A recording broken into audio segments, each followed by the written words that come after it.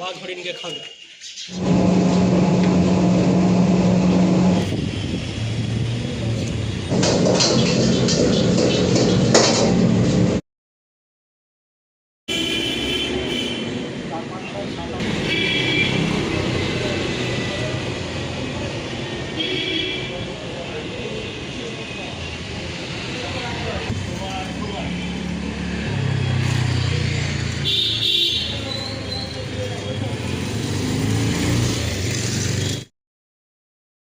বারোটা চুয়ান্ন আর আমরা ঘুরছি এখন এমনি রাস্তাতে, এমনি ইয়ার্কি মারছি, ঘুরছি, ঠিক আছে। এটা আমাদের পিজি। যাই হোক, এখন এই হলো, এবার এই গাছটা ভেঙে পড়ে গেছিলো, এই সামনে একটা ঝড় হয়েছিল তো এই ভেঙে পড়েছিল। এখানে আম গাছ, কিন্তু আম পাওয়া যাচ্ছে না। যাই হোক, চলো রুমে যাই, আর কিছু নয়, এখন বন্ধ থাকুক।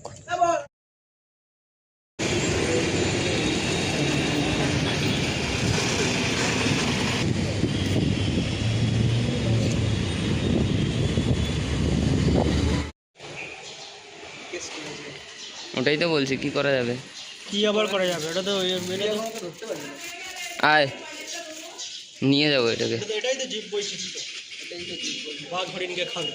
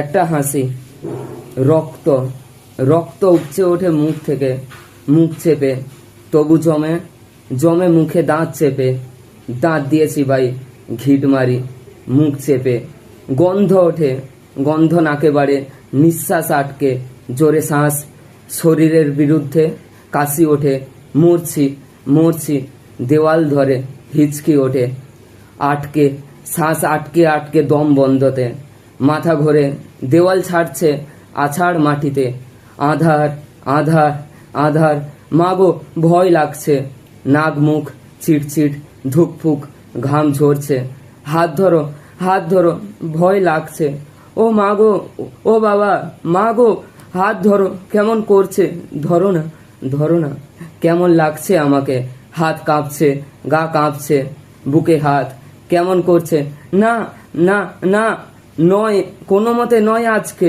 হিচকে ওঠে, কাশি ওঠে, ব্যথা অনুভব বুকেতে, শান্ত শীতল ঘাম জমছে এ দেহতে, আষাঢ় লাগছে, পা হাত শীতল করছে, কাশির জোর হালকা হচ্ছে, হাত দুই মাটিতে, হালকা কাশি, থোকা রক্ত, কাশি বুকের বিরুদ্ধে, শান্তি লাগছে, শান্ত হচ্ছে, ডুবছি ঠান্ডা অনুভবে, মাগো কিচ্ছু মনে হচ্ছে না, শরীর যায় শান্ততে, মাগো তুমি এমন কেন হাসছো, হাসছি তো তোমায় চেয়ে।